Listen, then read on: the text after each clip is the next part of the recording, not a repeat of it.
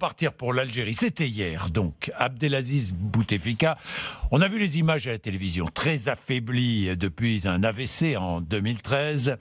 Abdelaziz Bouteflika a remis sa lettre de démission au Conseil constitutionnel.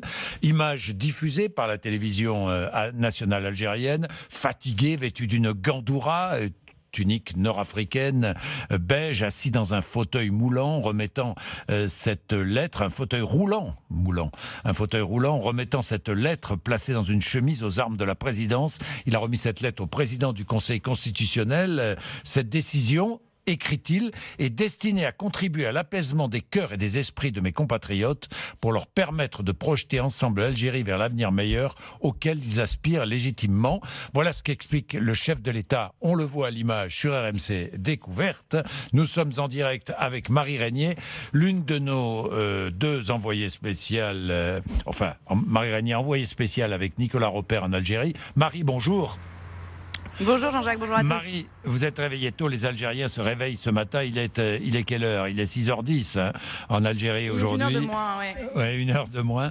Les Algériens se réveillent ce matin sans Abdelaziz Bouteflika. Que titre la presse algérienne? Eh bien, les unes des journaux affichent sans grande surprise des photos en grand format de cette foule immense rassemblée à Alger. Bouteflika s'en va, ou encore la fête pour le peuple, peut-on lire en une des journaux. Et il a fait la fête, ce peuple, croyez-moi, jusqu'au milieu de la nuit, pendant plusieurs heures. On n'a plus entendu que les chants, les cris et les klaxons dans le centre-ville d'Alger. Des scènes de liesse un peu semblables à une victoire de Coupe du Monde, mais avec de la fierté, avec beaucoup de fierté. Non seulement ce peuple, il a repris la rue, il a fait entendre sa voix, mais il a réussi à le faire sans violence. On a montré au monde entier ce que c'était qu'une révolte pacifique et on est très fiers. C'est une phrase qu'on a beaucoup entendue hier soir. Des scènes de joie qui ont duré très tard, hein Marie? Ah oui, jusqu'au beau milieu de la nuit. Jusqu'au milieu de la nuit. Bon. D'ailleurs, là, Alger est très très calme. Tout le monde dort pour l'instant. Qui dirige l'Algérie maintenant, après la démission de Bouteflika? Alors, selon la Constitution, c'est le président du Sénat algérien qui devrait assurer l'intérim et organiser une élection présidentielle d'ici 3 mois. Ça, c'est ce que prévoient les textes, mais en réalité, on ignore complètement ce qui va se passer. Et la raison, elle est très simple, c'est que le peuple algérien, il ne veut pas entendre parler de ce président du Sénat, un pur produit du régime. Ils ne lui font aucune confiance.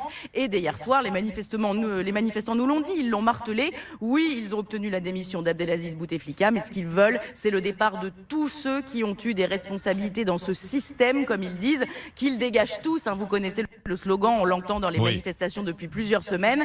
Il faudra donc attentivement scruter la mobilisation de vendredi, car il y en aura une de nouveau après-demain, et on aura une idée de l'état de leur détermination. Oui, et l'armée dit qu'elle pourrait ne plus se soumettre aux décisions venant de la présidence. Alors, que va faire l'armée? Marie Régnier, c'est toute la grande question. On y voit l'impatience de l'armée de voir le président partir. Il est parti maintenant, mais maintenant, que va-t-elle faire? Est-ce qu'elle va lâcher le pouvoir? Parce que elle dirigeait d'une manière ou d'une autre, Marie.